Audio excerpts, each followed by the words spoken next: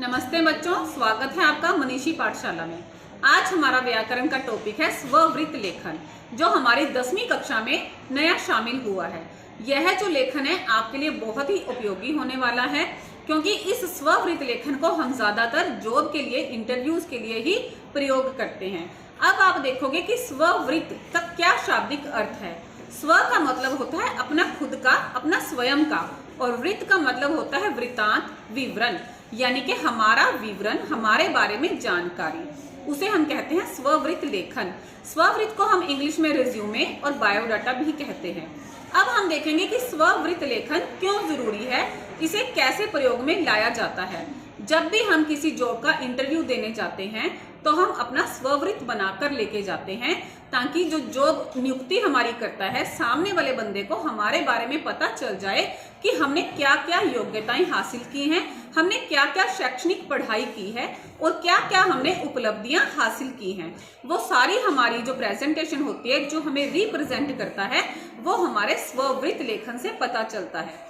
स्ववृत्त लेखन में कुछ बातें ध्यान देने योग्य होती हैं, जो इस प्रकार हैं, आप सभी ने ध्यान से सुनना है।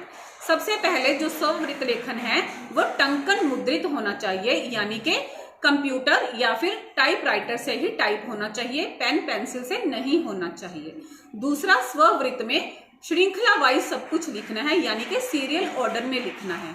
तीसरा, स्ववृत्त लेखन में जब हम अपनी शैक्षणिक योग्यताएं लिखते हैं, वो हमने टेबल बनाकर उसके अंदर लिखनी है, सिंपल तरीके से नहीं लिखना।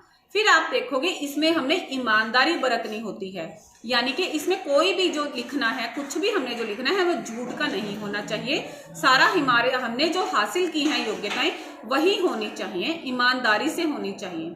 और एक बात और इसमें देखी जाती है कि जब हम अपना रिज्यूमे बनाते हैं और जब हम किसी नौकरी के लिए अप्लाई करते हैं, किसी भी पोस्ट के लिए, उसके लिए हम एक आवेदन पत्र भी लिखते हैं, यानी कि एक एप्लीकेशन लिखते हैं।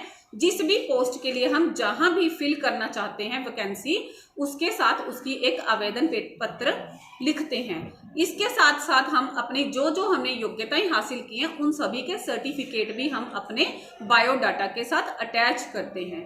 तो इसको हम समझने के लिए एक उदाहरण के माध्यम से देखेंगे कि स्ववृत्त कैसा होना चाहिए और आवेदन पत्र को कैसे लिखा जाता है। धन्यवाद, उम्मीद है आपको समझ आ गया होगा।